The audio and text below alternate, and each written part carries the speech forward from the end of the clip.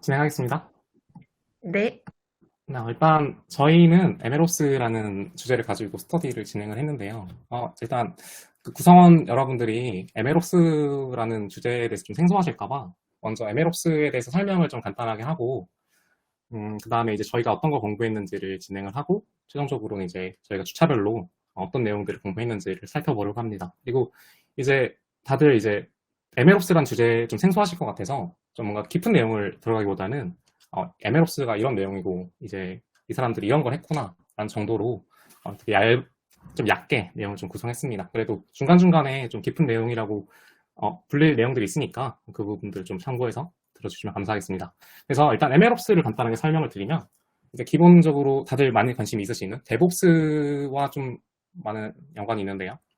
이제 MLOps라는 거는 저희가 ML이라는 게 점점 부상을 함에 따라서 기존 DevOps의 철학을 ML 쪽에도 좀 적용을 하고 싶다는 이제 수요에 따라서 등장을 했습니다. 그래서 기존의 DevOps에서 가지는 그 특징들을 일부 많이 차용을 하고 거기서 이제 ML만의 좀 특징들을 많이 가지고 와서 기존의 CI/CD를 넘어서 CT, 지속적인 테스팅까지 진행을 해서 MLOps가 이제 구성이 그렇게 됩니다. 그래서 기존의 철학을 데브옵스 철학을 이제 ML이라는 그 분야에다가 적용을 했다고 이해해 주시면 될 것 같습니다.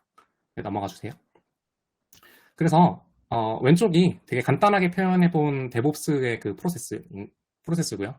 그냥 간단하게 기존 코드가 있고 이걸 이제 운영상에 띄우는 그냥 되게 간단하게 비교를 하기 위해서 구성을 해봤고요. 오른쪽은 되게 복잡하게 그려놨는데 DevOps에 비해서 이만큼 복잡하다는 게 아니라 좀 차이를 좀 두드러지게 MLOps가 이 정도 가지고 있다는 걸 보여주기 위해서 이렇게 구성을 해봤습니다. 그래가지고 가장 두드러지는 특징은 저기 1번, 2번에 동그라미가 쳐 있는 것처럼 데이터가 들어오는 부분을 좀 집중해서 봐주시면 될 것 같습니다. 그래서 기존에 코드에서 그냥 이제 운영을 넘어가는 게 아니라 ML의 가장 중요한 특징은 모델을 만들고 이 모델을 배포하는 거거든요. 그래서 이 MLOps에서는 데이터를 받고 이 데이터를 가지고 모델을 이제 빌드하고 모델을 테스트하고 그리고 이후에 데이터가 또 들어오면 이거에 따라서 데이터에 따른 예측을 하고 예측이 하고 끝나는 게 아니라 지속적으로 데이터가 들어옴에 따라서 지속적인 아까 말씀드렸던 CT, 지속적인 테스팅을 통해서 그 지표를 계속 유지시켜주는 게 MLOps 핵심입니다. 넘겨주세요. 그래서 DevOps는 많이들 이제 알고 계실 텐데 MLOps도 이제 상당히 꽤 부상하고 있는 주제거든요. 그래서 아직은 이런 커뮤니티나 일반적인 이제 관심이 없으신 분들은 MLOps라는 걸 좀 많이 잘 아직 안 들어보신 것 같아서 MLOps라는 것도 꽤나 괜찮은 주제고요. 이제 빅데이터가 되게 부상하는 시기에 MLOps라는 게 앞으로 더 중요해질 것 같다는 개인적인 사견이 있습니다. 넘겨주세요. 저희는 어떤 걸 공부했냐면 MLOps 중에서 이제 데이터 엔지니어링 측면에서 하둡을 공부해봤습니다. 일단 여기서 잠깐 좀 말이 나올 수 있는 게 MLOps라는 게 되게 아직도 뭔가 정의가 고정되지 않고 다양한 정의가 되고 있습니다. 그래서 이 MLOps라는 거 안에 데이터 엔지니어링이 들어갈 수 있는지 아니면 이제 데이터 엔지니어링이 MLOps 외부에 있는 건지 약간 그게 의견이 좀 분분한 상태로 알고 있는데요. 저희는 이제 MLOps 안에 데이터 엔지니어링이 안에 포함되어 있다는 전제 하에 데이터 엔지니어링 측면에서 하둡을 공부해봤습니다. 하둡을 간단하게 설명을 드리면 기존의 이제 RDS 그 관계형 데이터베이스에서 처리가 이제 빅데이터에서는 좀 부족하다는 수요가 있어서 하둡을 통해서 이 데이터의 저장이나 처리를 좀 더 효율적으로 해보자는 측면에서 빅데이터 상의 하둡이 되게 중요해진 걸로 알고 있습니다. 그래서 분산 환경이라는 특징이 가장 주요하고요. 그리고 이제 자바 기반으로 그 오픈 소스 프레임워크입니다. 그래서 일단은 오픈 소스이기 때문에 비용은 안 들고요. 근데 이제 여러 클라우드에서 이 하둡을 다 매니지 파스로 다 구현을 해놨는데 이게 상당히 비용이 되게 많이 들어서 하둡을 사용하는 게 저렴하면서도 또 저렴하지 않은 그런 느낌이 있습니다. 그래서 쭉 읽어보자면 여러 대의 머신에서 분산 처리를 통해 데이터를 IO합니다. 그래서 앞서서 이제 말씀드렸다시피 분산 환경에서 하둡이 이제 동작을 하다 보니까요. 하나의 머신이 아니라 여러 대의 머신에서 마치 그 쿠버네티스에서 마스터와 이제 워커들이 동작을 하는 것처럼 하둡도 그런 식으로 이제 하나의 마스터가 여러 대의 이제 워커들에게 명령을 내리는 형태로 처리를 하는 형태로 진행이 됩니다. 그리고 이것도 쿠버네티스랑 되게 비슷한데요. 머신을 추가해서 스케일 아웃을 할 수 있습니다. 이때 스케일 아웃이라는 거는 이제 성능을 높이는데 머신을 이제 옆에 붙임으로써 분산 환경에서 전체 클러스터의 성능을 높이는 형식으로 이 하드 클러스터의 성능을 높일 수 있습니다. 네, 그래서 말을 반복하고 있는데 아무튼 그 다음에 fault tolerance 장애를 좀 극복할 수 있는 장점이 있는데요. 여러 대의 머신을 이제 붙이게 되는데 하나의 머신이 문제가 생긴다 하더라도 다른 머신들에 대해서는 문제가 안 되도록 대표적으로 이제 RDS를 이제 배워보신 분들이라면 이제 레이드에 대해서 한 번씩 들어보셨을 텐데 하드웹에서도 그 고유한 이제 분산 처리 환경 내에서의 레이드가 이제 구축이 돼 있어서 하드 고유의 레이드를 통해서 fault tolerance가 어느 정도 구현이 되어 있습니다. 그리고 앞서서 설명드렸지만 오픈소스이기 때문에 저렴하고요. 비용 대비해서 상당히 빠른 데이터 처리를 할 수 있습니다. 이어서 이후에 설명을 드리는 map reduce라는 방식이 있는데요. 이 부분이 바로 빠른 데이터 처리를 가능하게 하는 기술입니다. 네, 넘겨주세요. 그래서 저희가 주차별로 어떤 내용을 진행했는지 1주차부터 5주차까지 쭉 살펴보도록 하겠습니다.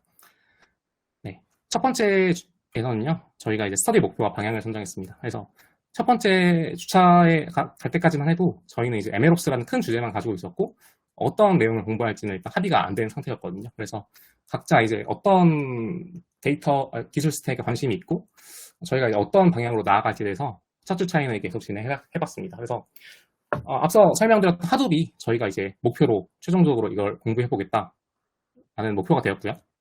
그래서 하둡을 한번 이해해보고 이걸 이제 실습을 한번 해보자. 그리고 이게 메인스트림이고 그 다음에 이제 옵셔널하게 관련해서 MLOps 생태도 한번 이해해볼 수 있으면 좋겠다. 그리고 또 옵셔널하게 하둡 관련해서 토이 프로젝트를 진행해보면 또 좋겠다라는 이제 서브 목표들을 가지고 진행을 했습니다. 네, 넘겨주세요. 그래서 두 번째 주차에는 이제 유민님께서 하둡에 대한 이론적 배경들을 설명해 주셨습니다. 그래서 가장 근본적으로 하둡을 왜 사용해야 되고 하둡이 어떤 거고 또 이제 하둡의 이제 구조는 어떻고 하둡 내에 있는 그 하둡 내 yarn이라는 그런 구조 어떻게 설계가 되어 있는지 이런 되게 세부적인 것들에 대해서 설명을 해주셨고요. 그리고 이제 앞서 설명드렸던 맵리듀스라는 방식을 통해서 하둡에서는 데이터를 효율적으로 저장을 하고 처리하게 되는데 맵리듀스가 어떤 거고 맵리듀스가 어떤 이제 방식으로 동작이 되는지를 좀 구체적으로 살펴봤습니다. 네, 넘겨주세요. 그리고 이제 윅2에서도 동시에 진행을 했던 게 하둡 설치와 환경 설정을 진행을 했습니다. 그래서 그림 좀 작아서 안 보이는데 지금 AWS상에서 AWS상에서 그 인스턴스를 띄워놓고 이제 네임 노드, 마스터 노드와 이제 데이터 노드, 일종의 워커 노드들을 띄워놓고 그 클러스터를 한번 구성해서 하둡은 이렇게 진행이 되는구나를 한번 봤습니다. 네, 오른쪽은 하둡을 다 진행하고 나서 하둡을 이제 그 포트로 들어가서 그 웹 UI를 통해서 하둡이 설치되는 걸 확인했습니다. 넘겨주세요. 3주차에는 이제 하둡의 이제 좀 대표적인 예제라고 볼 수 있는 워드 카운트 예제를 통해서 하둡을 이렇게 활용할 수 있구나 간단한 실습 정도로 진행을 해봤습니다. 그래서 일단은 워드 카운트의 코드를 지금 지저분해서 싫지는 않았는데 자바로 구성된 코드가 있고 이 코드를 하둡의 파일 시스템에 적용을 해서 그 워드 카운트 말 그대로 여기 보시면 beer, river라는 저희 스플리팅 아래 이제 단어가 있는데요.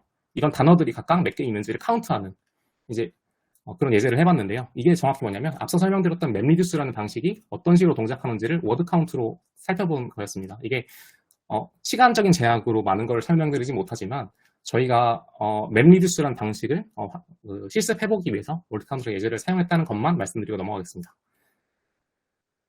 4주차에는 하둡을 쿠버네티스 상에 한번 띄워봤습니다. 그래서 사실 엄청난 철학이 있어서 해본 건 아니고 제가 그냥 궁금해가지고 하둡을 쿠버네티스에 띄우면 괜찮지 않을까라는 생각에서 시작을 했는데 생각보다 레퍼런스가 많이 없었고 진행을 하면서 굳이 싶은 내용도 많이 있어서 하둡과 K8s가 어떤 관계를 갖는지에 대한 의문을 좀 가졌는데요.